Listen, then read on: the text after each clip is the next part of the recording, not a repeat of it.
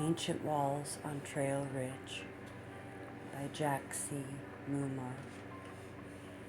Out of the thousands who annually pass over the Trail Ridge Road, perhaps few people give a thought to those of long ago who used practically the same route to cross over the Continental Divide.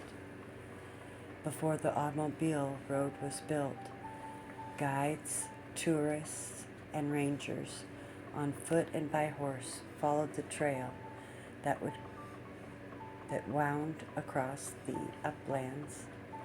The hunters and prospectors had passed this way before them, following a trail left by the mountain men and Indians, who in turn had followed a trail that was already old, made hundreds, possibly thousands of years ago, by game and by the feet of men we know very little about. The Indians had a saying which translated means, "Other campfires have burned here before." One day I found some small automobile parts beside the highway. On the trail I found a rusty horseshoe. A couple of years ago I found an old pine fire cartridge. Such ammunition was used before the memory of the present generation. Along the trail I have found flint arrowheads, very likely Ute or Arapaho, and in a little gravel spot on a bare hilltop far above timberline, parts of Yuma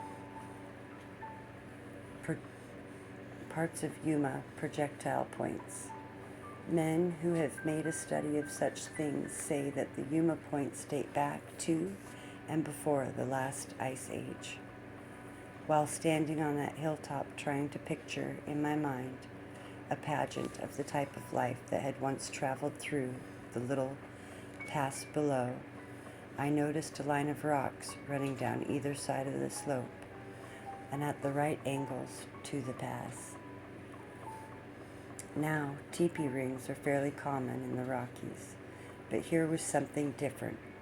The more I looked, the plainer the line became, winding this way and that to utilize large boulders. Without a doubt, it was the remains of an old wall, almost obliterated in places.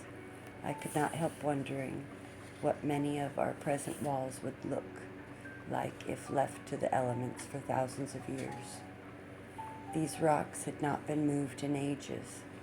Many were embedded in the sod, and all were covered with lichen. For several weeks I pondered the origin of this line of rocks.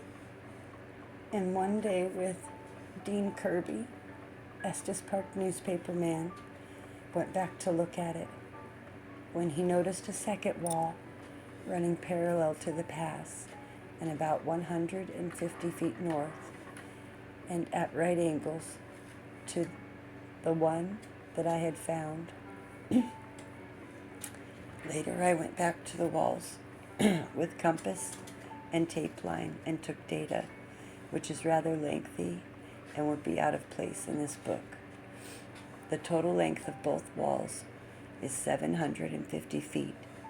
It must have taken considerable effort to build them, and naturally the thought arises, what was the purpose? My first thought was of a fortification, and yet it hardly seems possible that men who lived in that remote time, men whose very lives depended upon constant vigilance, would not have seen, miles away, something suspicious such as walls. A large party of Indians or mountain men may have met other large hostile party here and hastily fortified themselves. But roving bands of such men usually knew what possible danger was on the other sides of mountains before they crossed over.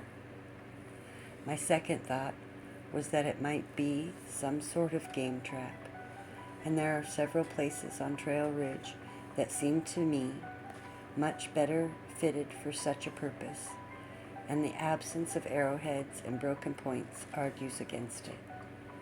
Over a period of several years, and after going over the ground again, I have found only 4 arrowheads in the vicinity of the walls. Ceremonial purposes? Possibly.